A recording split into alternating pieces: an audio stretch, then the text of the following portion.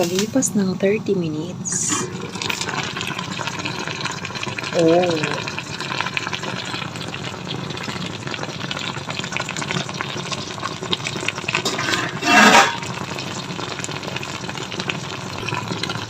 Tikman natin to.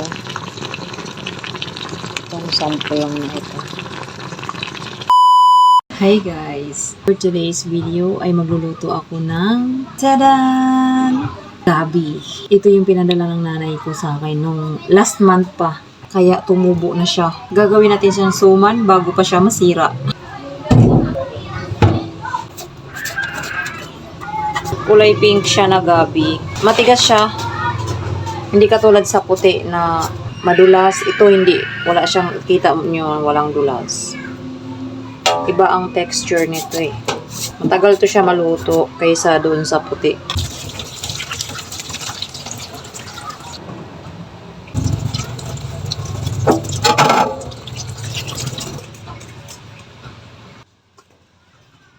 At meron din ako ditong yung mga buko, as usual, naiipon ko yung buko dahil sabaw lang ang iniinom ko. Meron akong apat ba? 5 pala. 5. Monday to Friday. Hinati ko siya guys kasi ang hirap magbanggod eh. Magbanggod. Ganon. Ang taba. Kaya hinati ko. Hatiin pa natin itong iba. Hanggang naman ko ganyan, para madali. Lulutuin ko muna tong gata guys kasama ang asukal para matagal mapanis. Kasi ganito din ang ginagawa namin pag gumagawa kami ng bibingka noon. Pinapakulo muna namin kasama ang asukal. Nag-add lang ako ng konting asin dito. Pwede na tong ganito guys. Patayin na natin yung apoy. Luto na yung gata.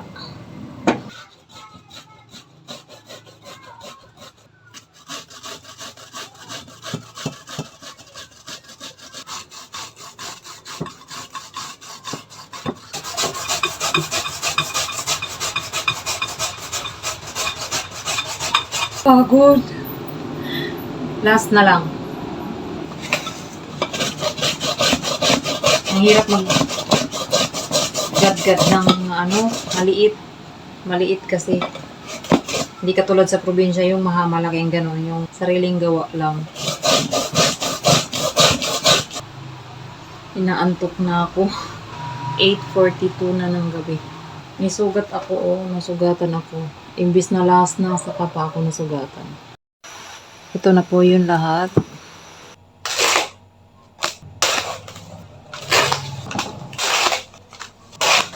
Isinalang ko nga itong buko para mawala itong tubig kasi 1 week na siya sa ref dahil umiinom nga ako ng buko araw-araw pa isa-isa kaya iyan naipon. Ihahalo ko na lang para hindi naman masayang kasi last week ang ginawa ko sa naipon kong buko ay ginawa naming salad. I think enough na to guys na wala naman ang tubig, tuyo na siya kaya pwede na yan. Huwag po natin kalimutan painitan ang ating dahon para pag nagbalot na tayo ay hindi siya mapupunit.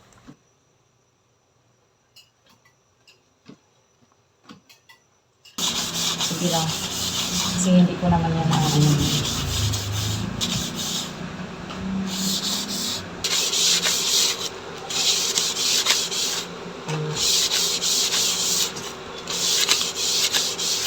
Dito na tayo sa part na to. Salamat sa juice.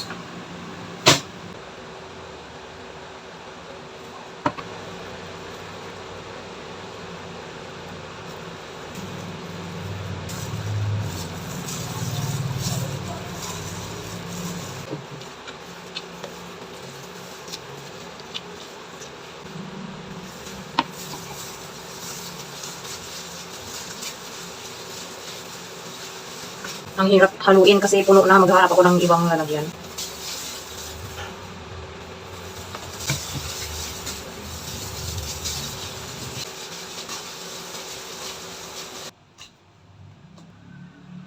Parang kulang tong dahon.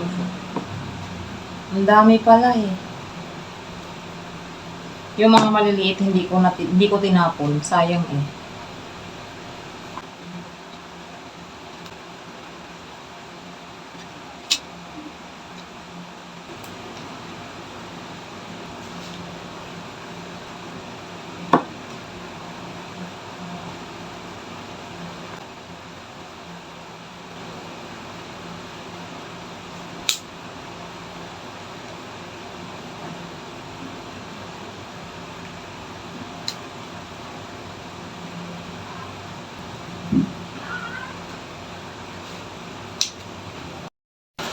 May mga dahon na maliliit kasi nga punit-punit.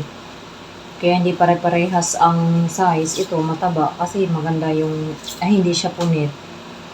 Pag ganitong size na may punit, maliit, gagawin ko na lang ganito triangle.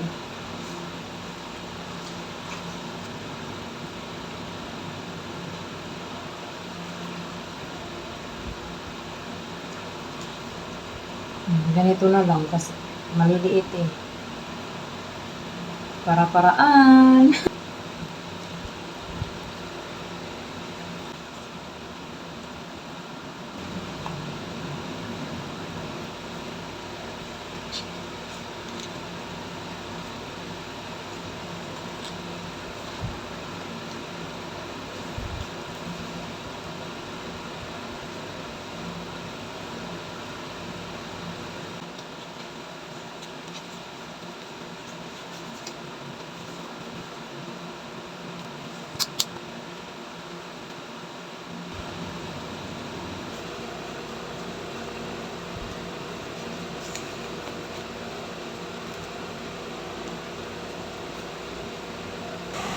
Ito na po lahat ng nabalot natin. Iba-iba ang size kasi nakadepende po sa ating dahon. Tapos yung mga maliliit na gamit ko pa rin, ginawa ko na lang triangle.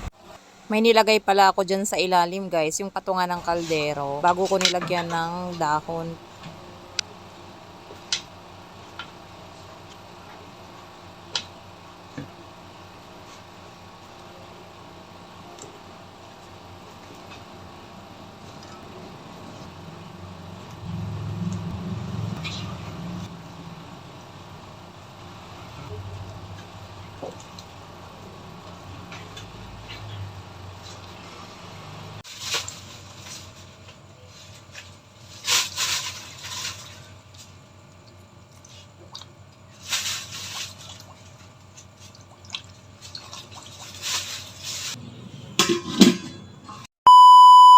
Kalipas ng 30 minutes. Oh.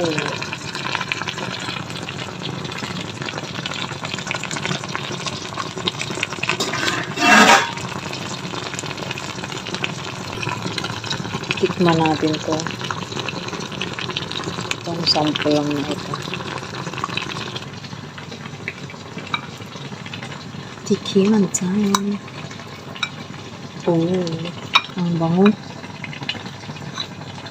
Luto na talaga siya guys.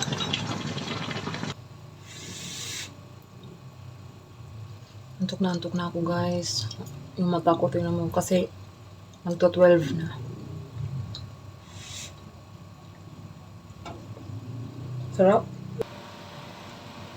12:01. Luto na. Dito lang to siya kasi hindi ko pwedeng ilagay sa ref dahil mainit. 6 hours later. Good morning guys. Gumagawa ako ng salabat. Fresh luya yan. Ayan, perfect pang partner sa ating suman kasi hindi po ako nagkakape. Good morning! Mga una ta. Ito na yung ginawa natin kagabi. Diyos ko, 1 AM na ako natulog. Salabat. Ayan, manghang. Mainit na manghang pa. Ang lambot niya.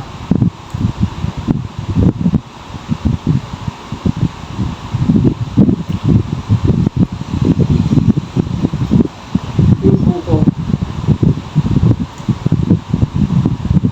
pag gusto mo ng ganito kalambot, medyo mahirap siya balutin. Kasi basa eh. Nakatry na kasi akong gumawa ng ganito. Pero, ano yung kamuting kahoy? Gusto ko yung tuyo pag binalot. Yung nagaganon mo siya. Pero, matigas. Pag kinagat mo, hilain mo pang ganyan. Matigas. Tsaka matagal mapanis to pag ganito.